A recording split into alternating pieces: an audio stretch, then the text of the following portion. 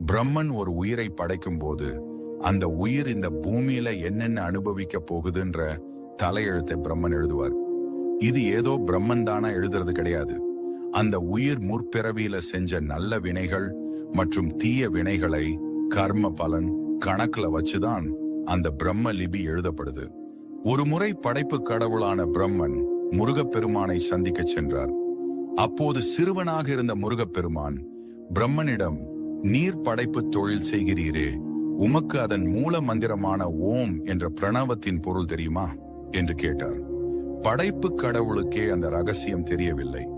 இதனால் கோபமடைந்த முருகன் பிரம்மனை சிறையில் அடைத்தார். பிரம்மன் சிறையில் இருந்த காலத்தில் உலகை படைக்கும் பொறுப்பை முருகப்பெருமானே ஏற்றார். அவர் உயிர்களை படைக்கும் போது ஒரு விசித்திரமான முறையை கையாண்டார். ஒவ்வொரு மனிதனின் தலையெழுத்தை எழுதும் போதும் கர்ம வினைப்படி அவர்கள் அனுபவிக்க வேண்டிய இன்ப துன்பங்களை பாதியிலேயே நிறுத்திவிடுவார். அந்த பாதி எழுத்து ஏன்? தேவர்கள் இதை கண்டு குழம்பி, முருகா, விதியை ஏன் முழுமையாக எழுதாமல் பாதியிலேயே விடுகிறீர்கள் என்று கேட்டார்கள். அதற்கு முருகப்பெருமான் சொன்ன பதில்தான் ஆன்மீக ரகசியம். நான் விதியை முழுமையாக எழுதிவிட்டால் அந்த விதிக்கு நானே கட்டுப்பட வேண்டி வரும்.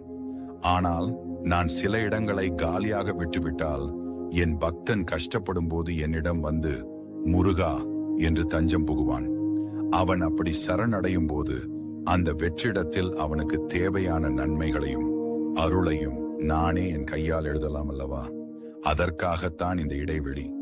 சிறையில் இருந்து விடுதலையான பிரம்மனுக்கு இந்த ரகசியம் தெரிந்தது. தன் தவறை உணர்ந்த